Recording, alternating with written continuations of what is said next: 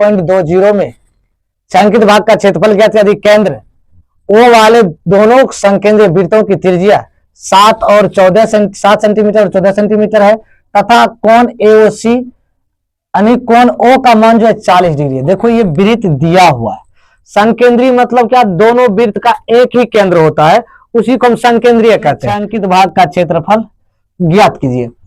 अब देखो ये वृत्त का जो त्रिज्या, छोटका वृत्त का त्रिज्या कितना है 7, अब बड़का वृत्त का यहां से यहां तक कितना हो जाएगा 14, ये कितना आ जाएगा 14।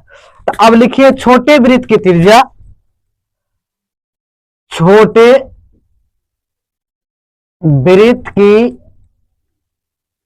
त्रिज्या छोटी आर बराबर 7 सेंटीमीटर। देखो संकेंद्रीय है ना, तो दोनों वृत्त का दोनों संकेंद्रीय मतलब दो वृत्त है, दोनों वृत्त के केंद्र एक ही है, उसी को हम संकेंद्रीय कहते हैं। अब दोनों का एगो छोटका वृत्त का त्रिज्या 7 दिया, अब बड़का वृत्त का त्रिज्या 14 दिया। तो छोटे वृत्त का, अब बड़े वृत्त का त्रिज्या लिखेंगे, बड़े वृत्त त्रिज्यखंड का क्षेत्रफल और छोटका त्रिज्यखंड का क्षेत्रफल। लिखिए छायांकित भाग का क्षेत्रफल बराबर छायांकित भाग का क्षेत्रफल बराबर, देखो बड़े वृत्त खंड का क्षेत्रफल, बड़े वृत्त खंड का क्षेत्रफल माइनस छोटे वृत्त खंड का क्षेत्रफल, वृत्त खंड का क्षेत्रफल।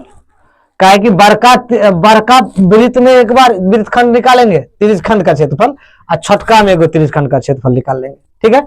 अब देखो इसका क्या हो जाएगा, पाई बड़का आर स्क्वायर थीटा बटे 360, अब माइनस पाई छोटका आर स्क्वायर थीटा बटे 360।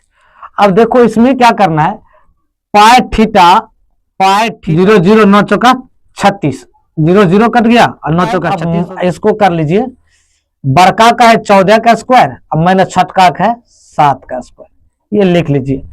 उसके बाद 22 9 कितना हो जाएगा 7 9 7 63, गुना कोष्ट में ले लीजिए, कोष्ट में 14 गुना 14 196 माइनस, तो आप लिख लीजिए। उसके बाद आप जो है यही दोस्तों आपका आंसर। आप फेसबुक देख रहे हैं फॉलो कर लीजिए, यूट्यूब देख रहे हैं चैनल को सब्सक्राइब कर लीजिए, बेल आइकन को दबाइए दोस्तों। Thank you.